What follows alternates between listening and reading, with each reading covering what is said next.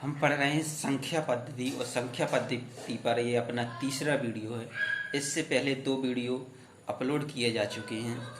आज हम संख्या पद्धति में पढ़ेंगे किसी संख्या से विभक्त होने का नियम, यानी कोई संख्या विभक्त है तो वह किस संख्या से है, यदि नहीं है तो वह अभाज्य है। यानी पहले हमें देखना है कि कोई संख्या भाज्य है या अभाज्य।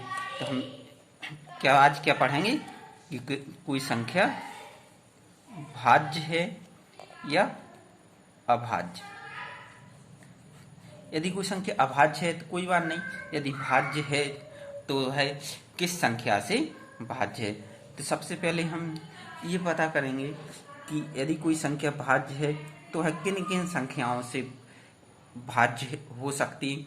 हमें पता चल जाए कि यदि हम इन संख्याओं से भाग देंगे और यदि इनसे विभाजित नहीं होती है तो है अभाज्य हो जाएगी। जैसे हम एक संख्या ले लेते हैं 341। हमने एक संख्या ले ली 341। यदि भाज्य अभाज्य का पता करना है तो आपको पहले वर्ग याद होना चाहिए, और कम से कम आपको 30 तक वर्ग याद करने हैं। तो आज के लिए आपका होमवर्क है कि आपको 30 तक वर्ग याद करने हैं। हालांकि जब हम वर्ग चैप्टर पढ़ाएंगे उसमें बताएंगे कि वर्ग कैसे निकाला जाता है। अब हम क्या बोल रहे थे कि हमें पता करना है कि 341 है, ये संख्या भाज्य है या अभाज्य है। तो इसके लिए हम देखते हैं कि 341 के आसपास किसका वर्ग है। यदि हम देखें 341 के पास एक 18 का वर्ग होता है। 18 का वर्ग कितना होता है? 324 होता है, जो कि 341 से छोटा है, और 341 से बड़ा होता है 19 का वर्ग, जो कि कितना होगा? 361 होगा। अब आप कहोगे सर 361 आपको कैसे पता चला? इसलिए तो हमने कहा कि आपको 30 तक वर्ग याद करना है, जिससे आप पता चल जाए कि इसके आसपास किसका वर्ग है। तो हम क्या करेंगे, 341 से जो बड़ा वर्ग है उससे छोटी। अब 341 से बड़ा वर्ग किसका है? 361 का। ये किसका होता है? 19 का। तो 19 से छोटी जो भी अभाज्य संख्या है उनसे हम 341 को विभाजित करके देख लेंगे। यदि उनसे छोटी किसी भी अभाज्य संख्या से 341 विभाजित होता है तो वह 341 क्या हो जाएगा? भाज्य हो जाएगा। और यदि 19 से छोटी किसी भी अभाज्य संख्या से 341 विभाजित नहीं होता तो है अभाज्य हो जाएगा। यानी जो वर्ग है, जिस संख्या का वर्ग है उससे छोटी अभाज्य संख्याओं से हम विभाजित करके देख लेंगे और पता कर लेंगे कि ये भाज्य है या नहीं। अब 19 से छोटी यदि देखें तो 19 से छोटी कौन कौन सी अभाज्य संख्याएं होती हैं? 2 होती हैं, 3, 5, 6, 7 होती है, 8 नहीं होती, 9 नहीं होती, 10 नहीं होती, 11 होती है, 12 नहीं 13 होती है, 14 नहीं होती, 15 नहीं होती, 16 नहीं होती, 17 होती। ठीक, ये क्या है? 19 से छोटी अभाज्य संख्या है। तो हम केवल इनसे विभाजित करके देखें। यदि इनमें से किसी संख्या से 341 विभाजित हो रही है तो हम कहेंगे भाज्य है। यदि इनमें से किसी संख्या से 341 विभाजित नहीं होगी तो हम क्या देंगे? क्या? अभाज्य है। इस तरीके से कोई सी भी संख्या है हम उसके आसपास वाला वर्ग निकालेंगे, और जिसका वो वर्ग है उस संख्या से छोटी हम सभी संख्याओं से विभाजित करके देख लेंगे। यदि विभाजित होती है तो भाज्य, नहीं होगी तो अभाज्य। अब हम देखते हैं कि कोई सी संख्या जैसे 2, 3, 5, 7, 11, 13, 17 से कब विभाजित होती है। तो इसके लिए हमें क्या पढ़ने पड़ेंगे? इनके भाज्यता के नियम पढ़ने पड़ेंगे। तो हम शुरुआत करते हैं सबसे पहले 2 से। सबसे पहले देखते हैं हम 2 से विभक्त होने का नियम, यानी 2 से कौन कौन सी संख्याएं विभाजित हो जाती हैं, 2 में किस किस का भाग चला जाता है। तो वो सभी संख्याएं जो क्या हैं? सम संख्याएं हैं। ऐसी संख्याएं जो सम संख्याएं हैं वो सभी संख्याएं 2 से विभक्त हो जाती हैं, यानी सभी सम संख्याएं 2 से विभक्त होती हैं। और सम संख्याएं कौन कौन सी होती हैं? इनमें इकाई का अंक क्या होता है? या तो 0 हो या 2 हो या 4 हो या 6 हो या 8 हो, जिनके इकाई का अंक 2, 4, 6 या 8 होता है, वो संख्याएं क्या होती हैं? सम संख्याएं होती हैं, और वही संख्याएं 2 से विभक्त होती हैं। जैसे हम एक एग्जाम्पल ले लें, 2, 4, 6, 0, 3, 6, 4, 1, 3, 2, 5, 9, 3, 6, 2, 8। इनमें से देखें कौन कौन सी 2 से विभक्त होगी। पहले देखें, इसका इकाई का अंक क्या है? 0 है, यानी 2 से विभक्त हो जाएगी। इसमें इकाई का अंक कितना है? 1 है, सम में नहीं आता, नहीं होगी विभक्त। इकाई का अंक 9 है, क्या हो जाएगी? नहीं होगी विभक्त। इसमें इकाई का अंक 8 है, बिल्कुल हो जाएगी, ये विभक्त हो जाएगी। अब हम देखते हैं क्या 3 से कौन सी संख्याएं विभाजित होंगी। 3 से विभक्त होने का नियम। 3 से विभक्त होने के लिए सिंपल सा नियम है कि जो भी संख्या दी है, संख्या के हम अंकों का योग कर देते हैं। जो भी संख्या दी है उसके सभी अंकों का योग करते हैं, और यदि अंकों का योग 3 से विभाजित होता है, 3 से डिविजिबल है, तो हम कहेंगे कि वो संख्या भी 3 से विभाजित होगी। तब हम क्या कहेंगे? ये संख्या 3 से विभाजित हो जाएगी, 3 से पूर्णतः विभक्त होगी।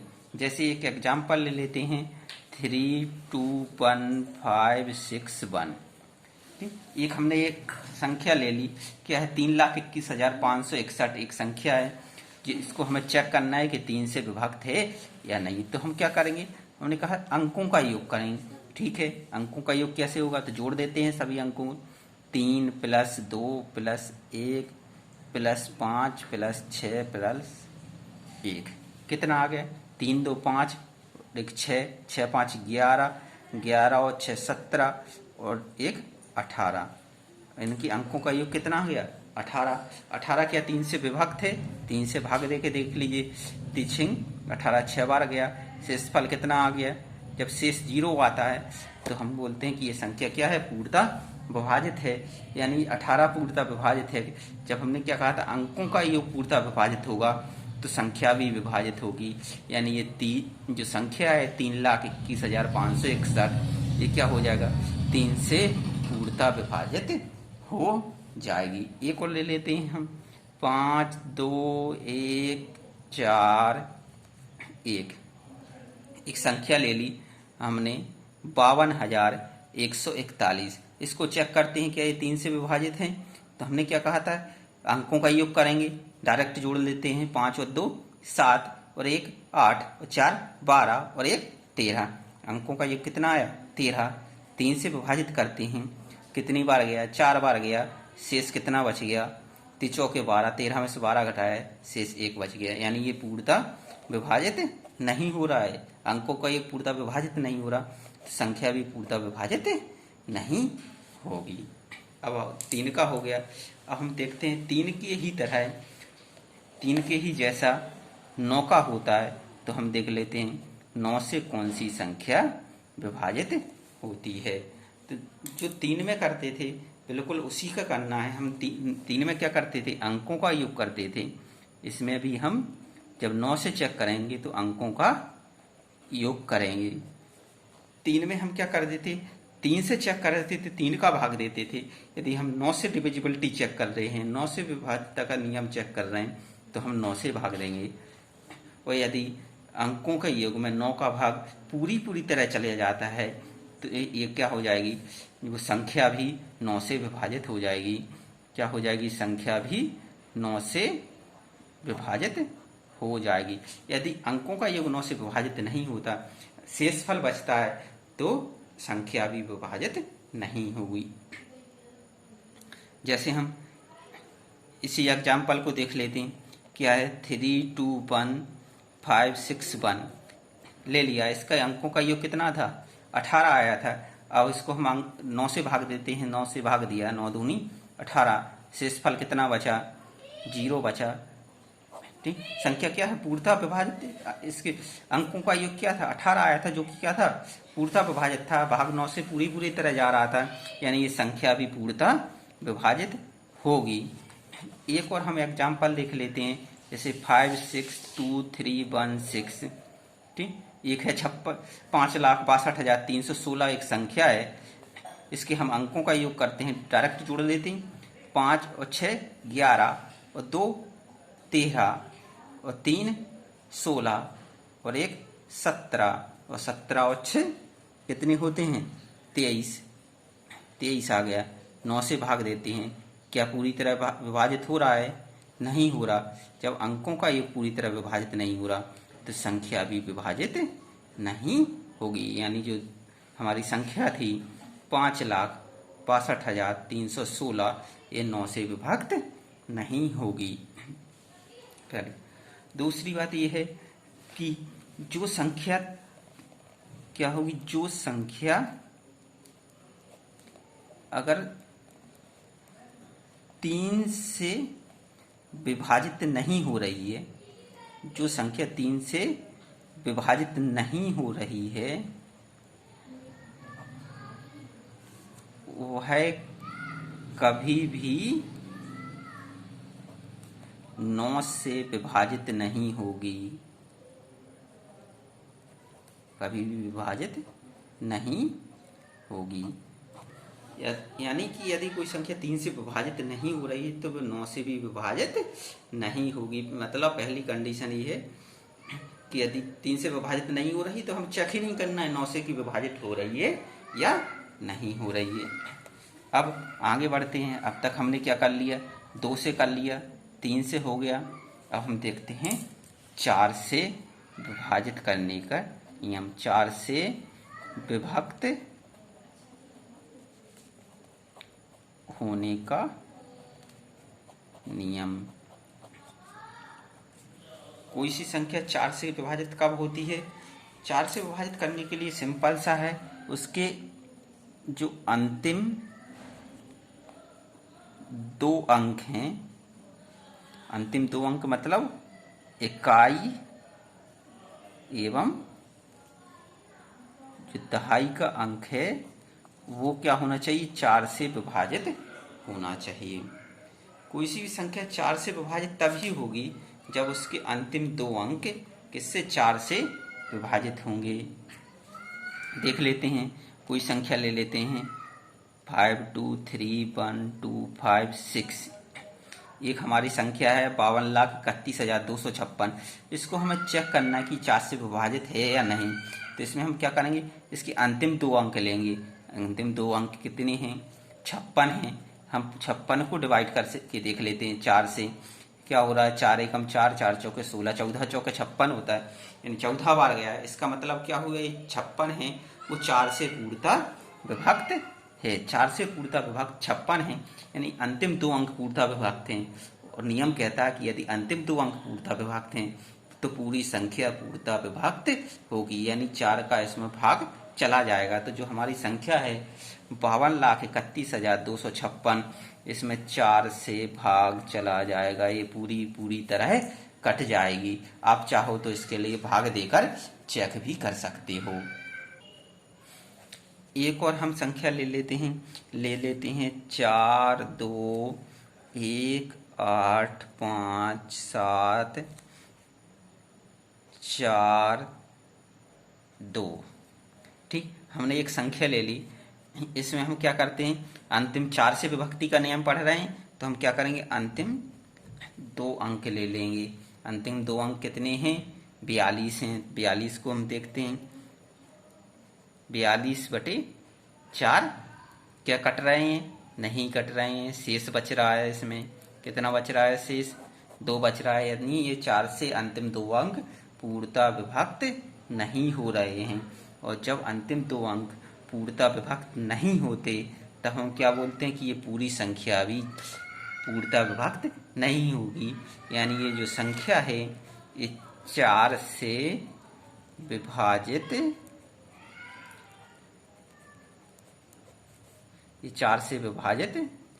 नहीं होगी। इसका मतलब यदि हम इसको 4 से भाग देंगे तो कुछ ना कुछ शेषफल बचेगा, शेषफल 0 नहीं हो सकता। 4 से हो गया। अब 4 की ही तरह नियम होता है 8 से विभाजित करने का, इसलिए हम पहले 8 से विभाजित होने वाली 8 से भाज्यता का नियम पढ़ लेते हैं कि 8 से कौन सी संख्या विभाजित होगी।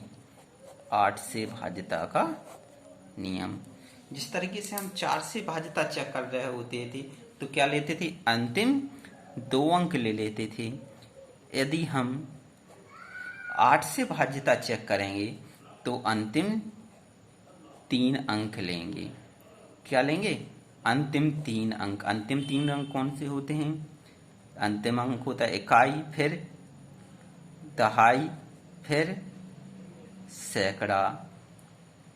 यानी हम कौन कौन से अंक लेंगे, इकाई का अंक लेंगे, दहाई का अंक लेंगे और सैकड़ा का अंक लेंगे। जैसे एक संख्या है 5 2 8 4 2 5 6, ठीक, एक हमने ले ली, क्या ले ली, संख्या लेके ली 52,84,256। अब इसको हमें क्या करना है, चेक करना कि 8 से विभाजित होती है या नहीं। तो हम इस क्या करेंगे, क्या कहा था, अंतिम 3 अंक लेंगे। अंतिम 3 अंक क्या हैं इसके अंतिम 3 अंक हैं 256।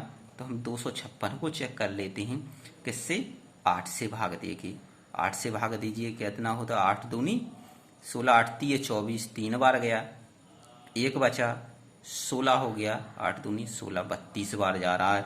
यानी ये क्या हो रहा है, पूर्णता विभक्त हो रहा है। पूर्णता 256 8 से पूर्णता विभक्त हो रहा है। और ये बोलता है नियम कि यदि अंतिम 3 अंक पूर्णता विभक्त हैं तो ये पूरी संख्या भी पूर्णता विभक्त होगी। क्या होगी, पूर्णता विभक्त होगी। यानी इनका शेषफल क्या बचेगा, 0 बचेगा। किससे पूर्णता विभक्त होगी, भाई 8 से पूर्णता विभक्त होगी। 8 का ही नियम पढ़ रहे हैं, ठीक है।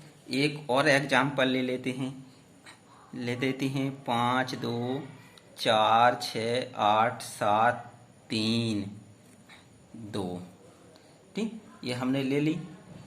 अब इसको हमें चेक करना है कि ये संख्या 8 से विभाजित है या नहीं है। तो हम क्या ले लेंगे, इसके अंतिम 3 अंक ले लेंगे। अंतिम 3 अंक को चेक कर लेते हैं। अंतिम 3 अंक है 732, 8 से भाग दीजिए, 8 9 72, 1 बचा, 12 हो गए, 8 1 8, शेष कितना बचा है, इसमें शेष बच रहा है भाई, कितना बच रहा है भाई, 12 में से 8 जाएंगे, 4 शेष बचेगा, शेष 4 बच गया। इसका मतलब ये पूर्णता विभक्त नहीं हो रही है। और जब पूर्णता विभक्त नहीं हो रही थी, पूरी संख्या भी 8 से विभक्त नहीं होगी। नियम यही तो क्या था कि यदि अंतिम 3 अंक विभक्त होते हैं तो 8 से विभक्त होगी, यदि नहीं होते हैं तो ये 8 से विभक्त नहीं होगी। 8 से भाज्यता के नियम में क्या, अंतिम 3 अंक में हम 8 का भाग देते हैं। यदि मान लो अंतिम जो 3 अंक हैं, अंतिम 3 जो अंक हैं वो क्या हो, तीनों के तीनों 0 हों, तो फिर किस में भाग देंगे। यदि अंतिम 3 अंक 0 हैं तो भाग देने की जरूरत नहीं है, क्या है, 8 से विभाजित होगा। अंतिम 3 अंक यदि 0 होते हैं तब कोई दिक्कत नहीं है, आपको 8 से भाग देने नहीं। आप मान लीजिए कि ये क्या होगा, 8 से विभाजित होंगे। इसलिए इसी प्रकार यदि हम 4 से भाज्यता का नियम पढ़ते हैं और अंतिम 4 में क्या करते थे, अंतिम 2 अंकों में भाग देते थे। यदि अंतिम 2 अंक क्या हैं, 0 हैं, तो ये 4 से विभक्त होगा, ठीक है। 8 के केस में अंतिम 3 अंक यदि तीनों के तीनों 0 हैं तो वो संख्या 8 से विभक्त होगी। और यदि 4 से विभक्त कर रहे हैं और उसके अंतिम 2 अंक 0 हैं तो वह संख्या भी क्या होगी, 4 से पूर्णता विभक्त होगी। अब हम देखते हैं हमने क्या क्या पढ़ लिया, 2 से पढ़ लिया, 3 से पढ़ लिया, 4 हो गया। अब आते हैं हम 5 से, तो क्या होता है, 5 से भाज्यता का नियम। 5 से भाज्यता चेक करने का नियम बहुत ही सिंपल है। 5 से भाज्यता चेक करने के लिए क्या करना है, आपको अंतिम अक्षर देखना है और जो अंतिम अक्षर है वो क्या होना चाहिए, सॉरी अंक, अंतिम अंक क्या होना चाहिए आपका, या तो 5 होना चाहिए या 0 होना चाहिए। यदि किसी भी संख्या का अंतिम अंक या 5 है या 0 है तो वह संख्या 5 से पूर्णतः विभक्त होगी। यदि इनके अलावा कोई और अंक है तो वह संख्या 5 से विभक्त कभी नहीं हो सकती। जैसे हम एक एग्जाम्पल ले लें 515, एक ले लेते हैं 236, एक लेते हैं 5290। इसमें देखें तो पहले क्या थी, 515 है, इसका अंतिम अंक यानी इकाई का अंक कितना है, 5 है। हमने कहा यदि इकाई का अंक 5 है तो ये 5 से विभाजित होगी, ये 5 से विभाजित होगी। दूसरा एग्जाम्पल देखें 236, अंतिम अंक कितना है, इकाई का अंक 6 है। हमने कहा था यदि 5 और 0 के अलावा कोई सा भी इकाई का अंक हो तो वह 5 से विभाजित नहीं होगी, यानी 6 है तो विभाजित नहीं होगी। तीसरे केस में क्या है, 0 है और यदि इकाई का अंक 0 है तो संख्या 5 से विभाजित होती है। अब देख लेते हैं हम 6 से विभक्त होने वाली संख्याएं, मतलब 6 से किन संख्याओं में भाग जा सकता है। तो 6 से कोई संख्याएं विभक्त हो सकती हैं जो संख्या, पहले केस में क्या, जो संख्या 2 से विभक्त हो, जो संख्या, इसके लिए 2 केस बनते हैं। पहला केस क्या है, 6 से वो संख्या विभक्त होगी, पहला केस कि जो 2 से विभक्त हो, और दूसरा कि वह संख्या 3 से भी विभक्त होनी चाहिए। यानी जो संख्या 2 से विभक्त है और 3 से विभक्त है वह 6 से विभक्त हो जाएगी। 2 से विभक्त होने का मतलब है कि संख्या कैसी होनी चाहिए, सम होनी चाहिए, यानी ऐसी सम संख्या जो 3 से पूर्णतः विभाजित हो रही है वह 6 से विभाजित हो जाएगी। सम संख्या जो 3 से विभाजित होगी, जो 3 से विभाजित है वह क्या होगी, 6 से भी विभाजित होगी। और 3 से विभाजित होने का नियम क्या बोलता है कि हमें सभी अंकों को जोड़कर उनमें 3 से भाग देना है। यदि वो 3 से विभाजित हो जाते हैं तो 3 से संख्या भी विभाजित होगी। ठीक है, जब हम भाज्यता के नियम देख रहे हों या किसी की विभाज्यता देख रहे हों तो सबसे पहले हमें एक चीज़ अवश्य देखने लिए चाहिए कि यदि हम किसी संख्या 2 से, 4 से, 6 से, 8 से डॉट डॉट यानी किसी भी सम संख्या से विभाजित कर रहे हैं, सम संख्या से भाग दे रहे हैं, तो वह संख्या जिसमें भाग दे रहे हैं सम होनी चाहिए। यानी सम संख्या ही सम संख्या से विभाजित हो सकती है। कोई सी भी विषम संख्या सम संख्या से विभाजित नहीं हो सकती। यानी हम देखें यदि कोई विषम संख्या है और हम उसमें किसी सम संख्या से भाग दें, हम सम संख्या से भाग दें तो हमेशा कुछ ना कुछ शेष जरूर बचेगा, हमेशा क्या होगा, शेष बचेगा। यानी ये कभी भी पूर्णतः विभाजित नहीं होंगी। ये क्या होगी, पूर्णतः विभाजित नहीं होंगी। लेकिन उसका उल्टा केस कि यदि हम सम संख्या में विषम संख्या से भाग दें तो वो विभाजित हो भी सकती हैं और नहीं भी हो सकती हैं। उसके लिए ये 100% सत्य नहीं होगा कि वो विभाजित नहीं होंगी। लेकिन यदि हम विषम संख्या में सम संख्या से भाग देते हैं तो वो कभी भी पूर्णतः विभाजित नहीं होगी, हमेशा कुछ ना कुछ शेष जरूर बचेगा। शुरू से एग्जाम्पल के थ्रू समझते हैं कि हम ले लेते हैं एक संख्या है 3101, छोटी सी संख्या ले ली हमने 3101। क्या ये 7 से विभक्त है या नहीं है? तो कोई सी भी संख्या को 7 से विभक्त करने के लिए थोड़ी प्रोसेस लंबी है, हम क्या करते हैं कि जिसका इकाई का जो अंक है उसको और शेष संख्या को दोनों को अलग कर देते हैं। ठीक, क्या बचे, इकाई का अंक जब हमने अलग किया तो संख्या कितनी बची, 310 बची संख्या 310। और जो हमारा इकाई का अंक है, इकाई का अंक, उसमें हम 2 का गुणा कर देते हैं। तो भाई इकाई का अंक अपना कितना था, 1 था, और 2 का अंक, सॉरी 2 का गुणा करने के बाद हम उस शेष संख्या में से उसको घटा देते हैं। ध्यान से सुनना, क्या करते हैं, पहले तो इकाई के अंक में हम 2 का गुणा करते हैं और जितना गुणनफल आता है उतना हम शेष संख्या में से घटा देते हैं। तो इकाई का अंक 1 था, 1 में हमने 2 का गुणा किया, 2 आया, शेष संख्या कितनी बची, 1 को हटाने के बाद कितनी बची, 310। 310 में से हम इसका गुणनफल घटा देंगे, कितना बचेगा, 2 बचेगा, सॉरी 2 आएगा गुणनफल, और इसको 2 को घटा देंगे, कितना बचेगा, 308 बचेगा। ठीक है, इतनी चीज समझ में आई। क्या किया हमने, कुछ नहीं किया, संख्या को 2 भागों में विभाजित किया, एक ले लिया इकाई का अंक और दूसरी शेष संख्या।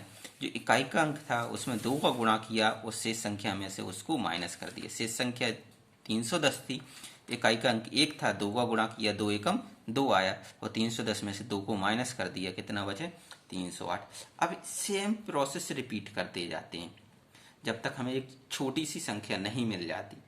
ठीक, क्या हो जाएगा, अब 308 में इकाई का अंक कितना है भाई, इकाई का अंक कितना है, 8। 8 में क्या करेंगे, 2 का गुणा करेंगे, कितना आ जाएगा, 16। जब हमने 8 को हटा लिया तो कितना बचा, शेष संख्या कितनी बची भाई, 308 में से 8, एक इकाई का अंक हटा लिया, 30 बचेगी ना, और 30 में से हम कितना माइनस कर देंगे, जितना इनका गुणनफल आया, 8 दूनी 16, तो यानी -16 कर देंगे, कितना बचेगा, 14। अब हमें पता है कि 14 7 से विभाजित होती है, 7 दूनी 14, 7 से विभाजित होती है, 14 7 से विभाजित होती है। तो यदि ये 7 से विभाजित हो रहा है तो हम कह देंगे संख्या भी क्या थी, 7 से विभाजित हो रही थी। यानी जो संख्या हमने ली थी 3101, वो 7 से पूर्णतः विभक्त थी। इसको हम एक एग्जाम्पल के थ्रू और समझ ले लेते हैं, जैसे 3 4 2 6 5 8। एक थोड़ी बड़ी सी संख्या ले ली हमने, इसको क्या करेंगे, हम 2 भागों में विभाजित करेंगे। ठीक, क्या करेंगे, 2 भागों में विभाजित करेंगे, एक इकाई का अंक और दूसरी शेष संख्या। इकाई का अंक 8 है और शेष संख्या अपनी हो जाएगी 34,265।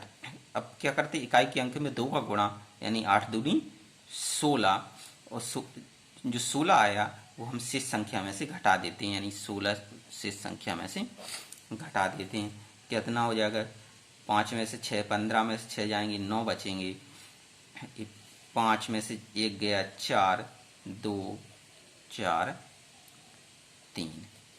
ठीक, इतना ही बचा। अब फिर वही प्रोसेस रिपीट करेंगे। इकाई का अंक कितना है, 9, 9 का दोगुना 18, 18 हम क्या करेंगे, शेष में से घटा देंगे, 18 शेष में से घटा दीजिए, 24 में से 18 जाएंगे, यानी कितने बचेंगे, 6, ये बचा 34। फिर से हम वही प्रोसेस रिपीट करेंगे। क्या करेंगे, इकाई का अंक 6, 6 का दोगुना 12, 12 शेष में से घटा देंगे, शेष कितना बचा था, 240, 240 में से 12 घटा देंगे, कितना बचेगा, 8 2 3 328। आपको जब तक सरल संख्या ना मिल जाए, छोटी सी संख्या ना मिल जाए, जब तक हम प्रोसेस करते रहेंगे। फिर से वही करेंगे, क्या हो जाएगा, 8 का दोगुना 16, शेष संख्या 32 बची, 16 में से 16 घटा देंगे, 32 में से कितना बचेंगे, 16 बचेंगे। ठीक, अब 16 बचे। अब 16 को हम चेक कर सकते हैं, बिल्कुल कर सकते हैं कि 16 7 से विभाजित है, नहीं है। यदि 16 7 से विभाजित नहीं है तो जो हमने ली थी संख्या कितनी थी, ली थी 4,42,558, वो भी 7 से विभाजित नहीं होगी। उम्मीद है 7 से विभाजितता का नियम समझ में आया होगा। ये नियम बहुत कम लोग बताते हैं क्योंकि ये थोड़ा लंबा है। अब बारी आती है, कितना हो गया, 7 हो गया, 8 पहले ही हो गया था, अंतिम 8 में क्या करते थे, अंतिम 3 अंकों में 8 का भाग देते थे, 9 हो ही गया था। 9 में क्या करते थे, सभी अंकों को जोड़कर 9 से भाग दे देते थे। और 10 में देख लेते हैं। 10 में कुछ नहीं है, यदि इसका अंतिम अंक या कहें इकाई का अंक क्या होगा, 0 होगा। केवल एक ही कंडीशन है 10 की कि जब उसका इकाई का अंक या अंतिम अंक 0 होगा तभी वो संख्या 10 से विभाजित होगी। ये समझ आने की अब जरूरत नहीं है। तो आगे बढ़ते हैं। अब हम देखते हैं 11 से भाज्यता का नियम कि 11 से कोई सी संख्या कब विभाजित होगी। तो 11 के लिए एक छोटा सा नियम है कि उसमें क्या करते हैं, सम स्थानों के अंकों का योग करते हैं। जो भी संख्या दी है, जैसे हम एक संख्या ले लेते हैं, क्या ले लेते हैं, एक संख्या ले लेते हैं 10, 86, 41, 95। ठीक, एक संख्या ले ली, इसमें दो यदि इनके अंकों के स्थान देखें तो इनके स्थान 2 होंगे, कुछ अंकों के स्थान सम होंगे, कुछ अंकों के स्थान विषम होंगे। तो हम ये कैसे पता चलेंगे कि कोई संख्या के कौन सा अंक विषम स्थान पर है, कौन सा अंक सम स्थान पर है। तो इनकी गणना हम क्या करते हैं, राइट से लेफ्ट की तरफ करते हैं। जो राइट में होगा वो हम उसको पहले स्थान पे मारेंगे, फिर दूसरा, तीसरा, चौथा, पांचवा, छठवा, सातवा, आठवां, इस तरीके से स्थान मान लेंगे। ठीक, यानी जो पहले स्थान पर होगा वो क्या हो जाएगा, विषम हो जाएगा, फिर सम, फिर विषम, फिर सम, फिर विषम, फिर सम, फिर विषम, फिर सम। ठीक, ये चीज आपको समझ में आ गई होगी। तो हम क्या करते हैं कि इनकी जो सम स्थानों के अंकों का योग है, जो सम स्थान है, सम स्थान के अंकों का योग, उसमें से हम जो विषम स्थान के अंक हैं, क्या है, जो विषम स्थान के अंक हैं उनका योग क्या कर देते हैं, घटा देते हैं। तो यदि घटाने के बाद जो अंक मिलते हैं वो 11 से पूर्णतः विभाजित हैं या फिर 0 हैं। दो कंडीशन आनी चाहिए कि इन दोनों का अंतर क्या होना चाहिए, या तो 11 से पूर्णतः विभाजित होना चाहिए या फिर 0 होना चाहिए। यदि ये दो कंडीशन फॉलो होती हैं तब ये संख्या 11 से विभाजित होगी, अन्यथा ये संख्या 11 से विभाजित नहीं होगी। तो हम चेक कर लेते हैं सम स्थानों पर अंकों का योग। सम स्थान क्या हो जाएंगे इसके, भाई सम स्थान पहले हम यहाँ से स्टार्ट करते हैं।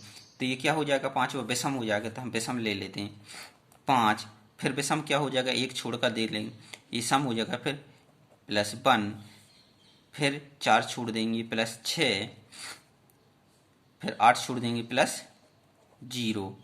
ये सब क्या हो गए, इसके विषम स्थान हो गए। सम स्थान देख लेते हैं, जो शेष बचे होंगे वो सम होंगे, यानी 9 + 4 + 8 + 1। ठीक भाई, दूसरा स्थान क्या हो जाएगा, सम, फिर 1 छोड़ दो, फिर चौथा हो जाएगा सम, फिर 1 छोड़ दो, फिर छठवां सम, फिर 1 छोड़ दो, फिर 8वां स्थान सम हो जाए। हमने क्या कर दिया, सम स्थानों को एक सम स्थान के जो अंक हैं उनको एक तरफ जोड़ लिया और जो विषम स्थान के अंक हैं उनको एक तरफ जोड़ लिया। अब देख लेते हैं क्या आ जाता है, 1 8 9, 9 18 और 4 22। ठीक, इसी तरीके से इनके देख लेते हैं, 5 और 6 और 6 12। इन दोनों का अंतर निकालते हैं, इन दोनों का अंतर कितना आ गया, 10 आ गया। 10 क्या 11 से विभक्त है, नहीं, 11 का भाग नहीं जा रहा। 10 क्या 0 है, नहीं, बिल्कुल नहीं, दोनों कंडीशन फॉलो नहीं होने चाहिए। क्या कंडीशन थी कि इन दोनों जो सम स्थानों के अंकों का योग है वो जो विषम स्थानों के अंकों का योग है, उन दोनों का अंतर क्या होना चाहिए, या तो 11 से विभक्त होना चाहिए या घटाने पर क्या आ जाना चाहिए, 0 आ जाना चाहिए। ये दोनों कंडीशन फॉलो नहीं हो रही, यानी ये 11 से विभक्त नहीं हो रही। तो ये भी क्या हो जाएगा, 11 से पूरी संख्या विभक्त नहीं होगी। ठीक है, एक और हम ले लेते हैं संख्या। ठीक, क्या ले लेते हैं, 13 61 0 52। इसको हम चेक करते हैं क्या ये 11 से विभक्त है या नहीं, तो हम वही करेंगे कि इसके सम स्थानों का अंकों का योग करेंगे और विषम स्थानों के अंकों का योग करेंगे, उन दोनों को घटा देंगे और जो रिजल्ट आएगा घटाने के या तो वो 0 आना चाहिए, 11 से विभक्त आना। तो हम देख लेते हैं पहले विषम स्थानों के अंक कौन कौन से होंगे। 2, भाई पहला अंक क्या होता है, विषम होता है, फिर तीसरा 0, फिर विषम होगा, फिर 5वां विषम होगा, फिर 7वां विषम होगा। यानी कौन कौन से होंगे, 2 + 0 + 6 + 1, 2 0 6 1 विषम हो गए। और सम क्या हो जाएंगे, सम क्या हो जाए, 5 + 1 + 3, ये सम हो जाएंगे। इनको जोड़ देते हैं, क्या हो जाएगा, 3 और 1 4 और 4 और 5 9। यहाँ से देख लेते हैं, 1 और 6 7 और 2 9। इन दोनों का अंतर कितना आया, 9 - 9 0। यानी दूसरी कंडीशन फॉलो हो रही कि क्या होना चाहिए, अंकों का जो अंतर है वो 0 आना चाहिए। यदि 0 आता है तो संख्या क्या हो जाएगी, 11 से विभक्त हो जाएगी। यानी जो हमारी संख्या थी ये क्या हो जाएगी, 11 से विभक्त हो जाएगी। यानी इसमें 11 का भाग चला जाएगा। ठीक, अब 147 में भाग दे के देख लीजिए भाई, 13 के यदि हम 147 में भाग देते हैं तो ये भाग नहीं जाता। इतना तो अपने पता है, 13.130 और ये 13 और जोड़ेंगे तो 143 हो जाएगा। तो शेषफल कितना बच जाएगा, 4 बच जाएगा। यानी ये 147 क्या है, 13 से विभाजित नहीं है। जब 147 13 से विभाजित नहीं है तो जो हमारी संख्या थी कितनी, 14,505, ये भी क्या हो जाएगी, 13 से विभाजित नहीं होगी। ये तो छोटी संख्याएं थी इसलिए हमें लगा कि ये तो हम कर सकते थे, लेकिन जब बड़ी संख्या आएंगी तो इसमें ये बहुत हेल्पफुल रहेगी।